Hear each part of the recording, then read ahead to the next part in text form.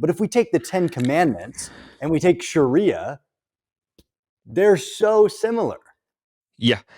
I mean, I would say 10 Commandments is a lot more strict. Like I did a video on theocracy of the United States, which is based on 10 Commandments, and it's way stricter than what Sharia law presents. For example, like in terms of like giving women rights, women in 10 Commandments, if 10 Commandments are applied, women cannot hold a public office. That is like one of the things 10 Commandments will impose. But if you look at Sharia law, I think according to Sharia law, women can hold a public office.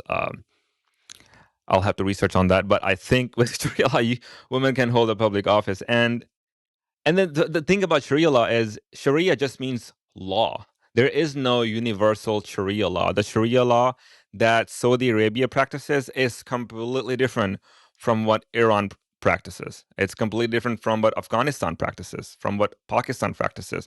So if there was a universal Sharia law, every Muslim country would be practicing the same thing, which is not the case, you know?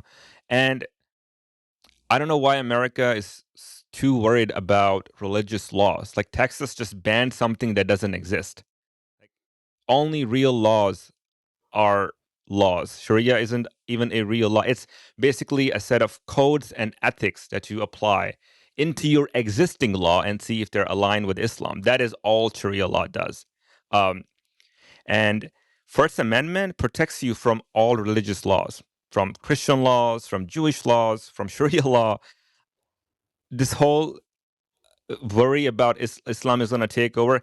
Islam might take over, but in values, you know, people might stop drinking, people might stop gambling, people might stop watching or consuming enormous amount of pornography. That might be what would mean Sharia law has taken over. But I don't see Sharia law taking over in courtrooms. You know, I don't think even some, I would argue, even some Muslims still want Sharia law. And in that law, like, you know, I think it's like stoning to death, an eye for an eye, and cutting hands. I looked into it. If like people assume that, oh, someone stole a bread, the punishment is, you know, their hands will be chopped off. That's not the case. Cutting hands would be if repeated attempts to steal something of valuable like jewelry, or someone try to steal a watch, or you know, or or jack a car, that would count as, you know, a big punishment.